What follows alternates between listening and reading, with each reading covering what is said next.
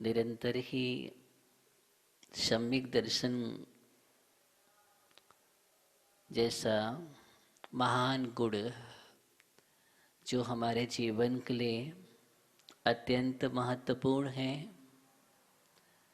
जिसके बिना हमारा जीवन कुछ भी नहीं है,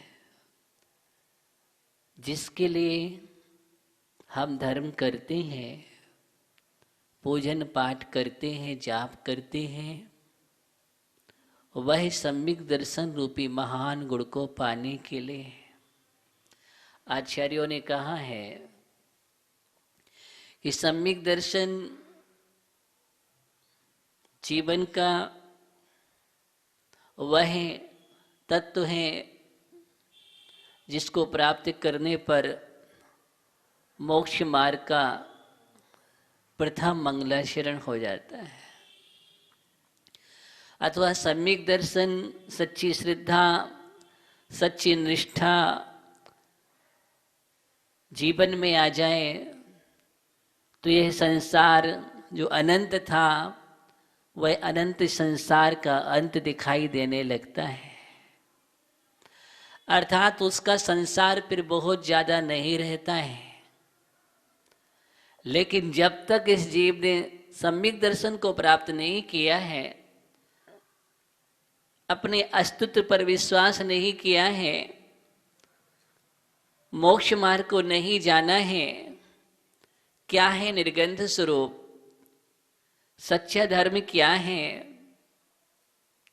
क्या है निर्गंध प्रवचन जिनवाणी, इन सबको जानकर के श्रद्धान करना, वो भी समीचीन करना, उसका नाम सम्यक दर्शन है। और ऐसा सम्यक दर्शन आचार्य ने कहा है, वह सम्यक दर्शन पूर्ण होना चाहिए, समग्र होना चाहिए, विकलांग नहीं होना चाहिए। अर्थात अंगों सहित होना चाहिए। जैसे मेरा कोई शरीर का कोई अंग ना हो तो मुझे कैसा लगता है? किसी का पैर ना हो, क्या बोलते हैं आप उसके लिए? किसी का हाथ ना हो या और भी अंगों से हीन हो तो ऐसा विकलांग कहलाता है। और उससे पूछना उसका जीवन उसको कैसा लगता है।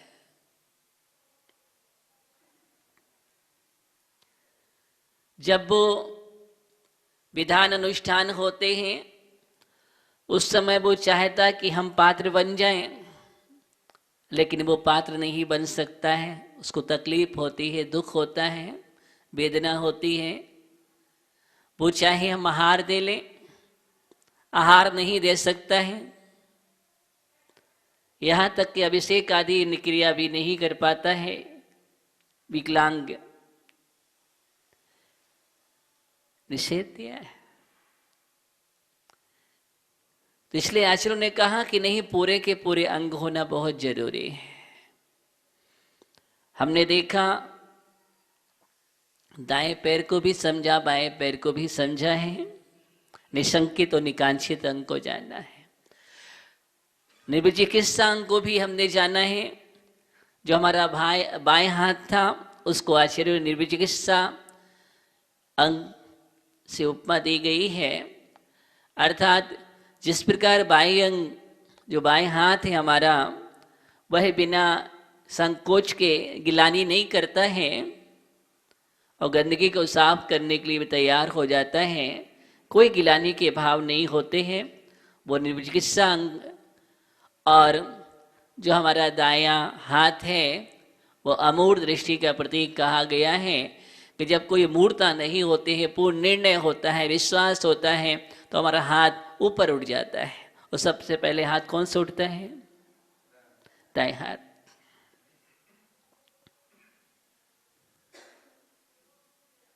पूर्ण विश्वास है, पूर्ण श्रद्धा है। हाँ, मैं संकल्प लेता हूं, मैं प्रतिज्ञाबद्ध होता हूं, अथवा मैं ऐसा निश्चय से कहता हूं।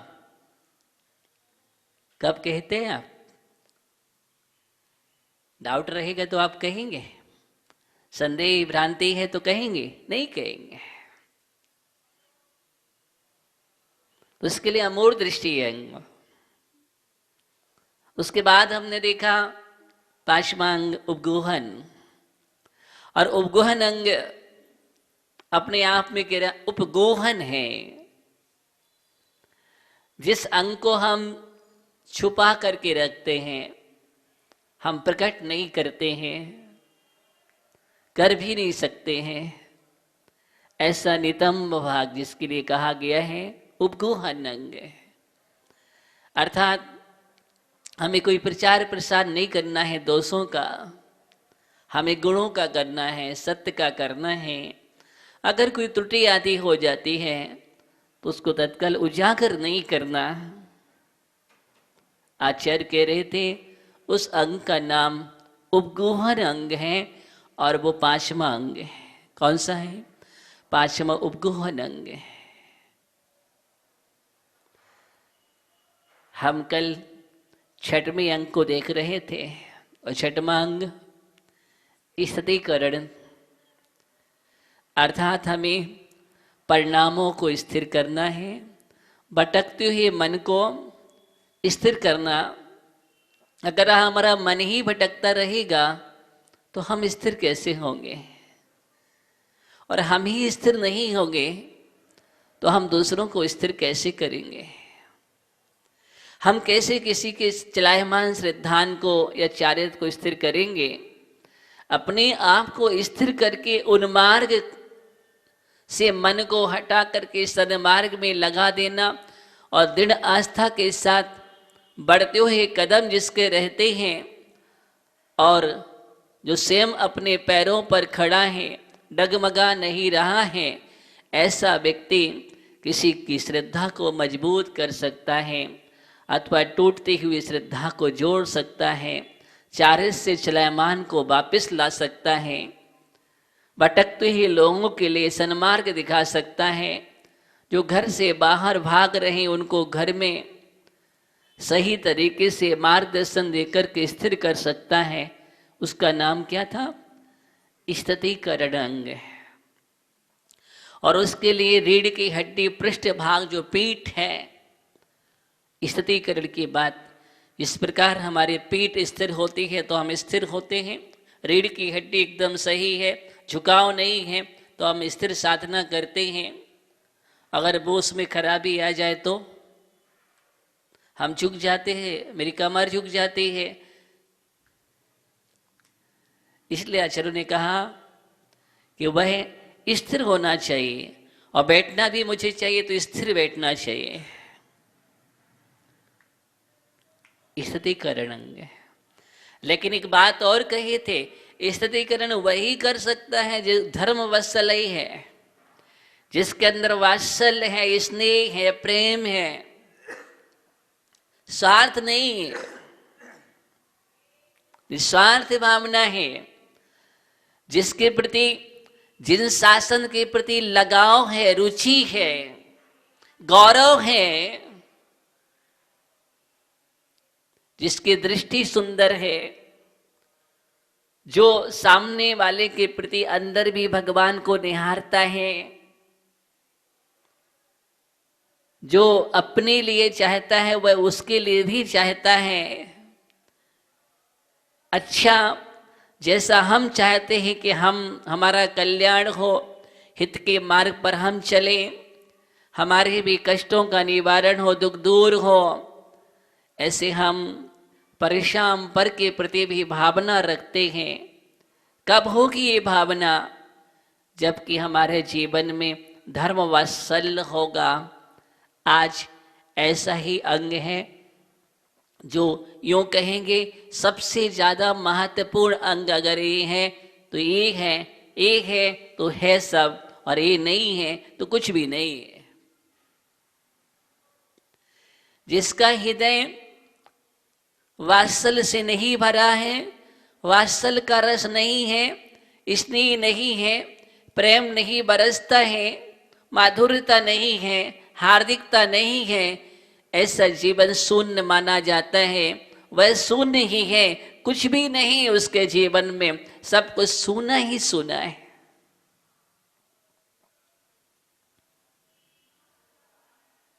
इसलिए आचार्यों ने कहा, इसके लिए उपमा दी है हृदय की। जैसे हमारे शरीर में हृदय का स्थान है, वैसे ही धर्म में, सम्यक्त में वात्सल अंग का स्थान है। आपका शरीर का कोई पुर्जा या पार्ट खराब हो जाए हृदय के अलावा, तो फिर भी आप रह सकते हैं।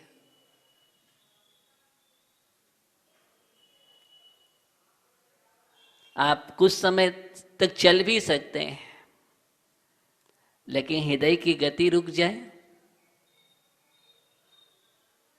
हार्ट फेल हो जाए, तो क्या हुआ? आप जीवन से फेल हो गए। हार्ट फेल हुआ, सब कुछ फेल हुआ।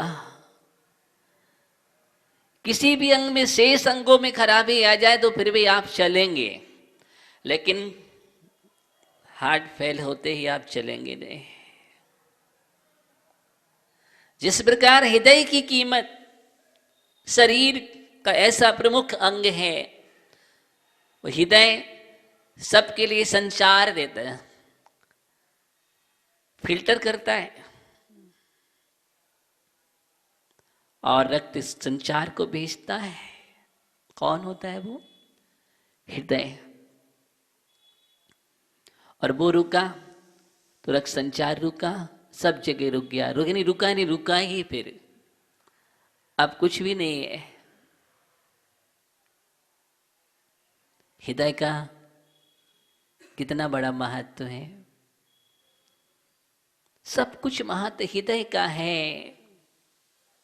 इसलिए आचार्यों ने आज के अंग को हृदय की उपमा दी है। कौन सा अंग है? 7वां अंग वात्सल अंग है, और उसके लिए हृदय की उपमा दी गई है। जैसे हृदय में हार्दिकता होना बहुत जरूरी है, ऐसे ही वात्सल होना बहुत जरूरी है। हम सब कुछ हृदय से जोड़ते हैं, हम किसी को लगाते भी हैं तो हृदय से हृदय,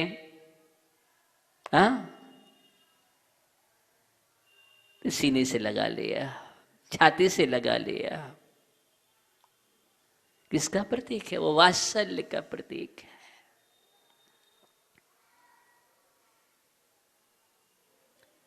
इसलिए आचार्य भगवान आज जो 7वां अंग है, ये बहुत महत्वपूर्ण अंग है, इसको समझना बहुत जरूरी है।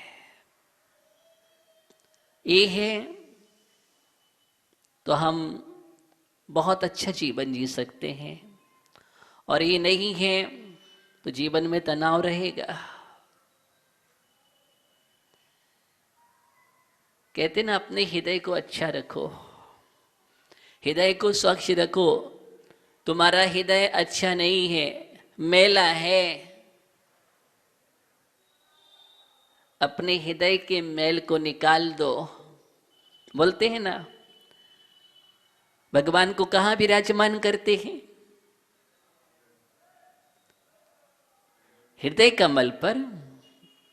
कहाँ विराजमान करते हैं हम? हृदय कमल पर भगवान को विराजमान करते हैं।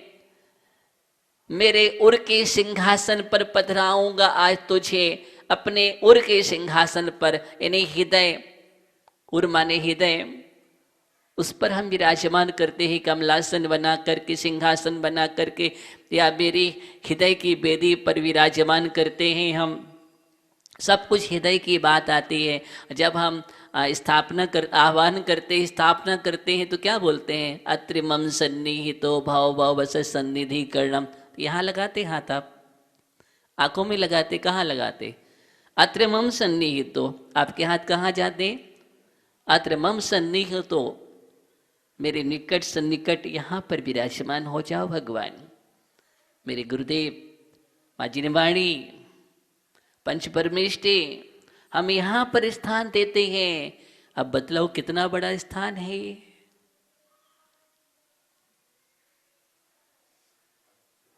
ऐसे ही वात्सल अंग के लिए, इसलिए हृदय की बात कही गई है। और ये बात हृदय से कह रहा हूं। जब आप कहते ना ये बात मैं हृदय से कह रहा हूं, लोग विश्वास करते हैं कि तुम अपनी सिर्फ मुख से कह रहे हैं। नहीं नहीं, मैं हृदय से कह रहा हूं। हृदय से निकली हुई बात क्या बोलते हैं? ये सत्य है, ये सच है। जब भी आपका हाथ जाता, हाँ मैं हृदय से कह रहा हूं, ऐसे ऐसा बोलते हैं ना, तब आपको क्या लगता है? तो हृदय का स्थान वात्सल अंग है। इसको ही हम समझने का प्रयास करेंगे। क्या है वात्सल? किसे कहते हैं वात्सल? सामान्यतः हम बोलते हैं प्रेम, स्नेह, आंतरिक लगाव, लेकिन जिसमें स्वार्थ की गंदगी ना हो, स्वार्थ की बू ना हो, जिसमें कोई कपट ना हो, जिसमें कोई छल वृत्ति ना हो, छलावा ना हो, धोखा ना हो, एकदम साफ और स्वच्छ है, एकदम साफ स्वच्छ है, अकृत्रिम स्नेह। राजभारती ग्रंथ में आचार्य अकलंक स्वामी लिखते हैं कि अकृत्रिम स्नेह का नाम वात्सल्य है। अकृत्रिम स्नेह क्यों दिया गया है? एक कृत्रिम होता है और एक अकृत्रिम होता है। कृत्रिम का मतलब होता है बनावटी, दिखावटी, सजावटी। जिसमें कोई बनावट, दिखावट, सजावट ना हो, उसका नाम अकृत्रिम है। हमें तुमसे कुछ स्वार्थ है, इसलिए तुमसे हम प्रेम दिखा रहे हैं। क्या दिखा रहे हैं? बहुत प्रेम दिखा रहे हैं हम। क्यों दिखा रहे हैं? क्योंकि इनसे हमारा काम बनेगा। ये हमारे काम में आते हैं, इसलिए इनसे हमें बहुत प्रेम है। लेकिन वो मेरे कोई काम में नहीं आते हैं, तो जब भी सामने आते हैं हम चेहरा नीचे कर लेते हैं, मुंह फेर लेते हैं।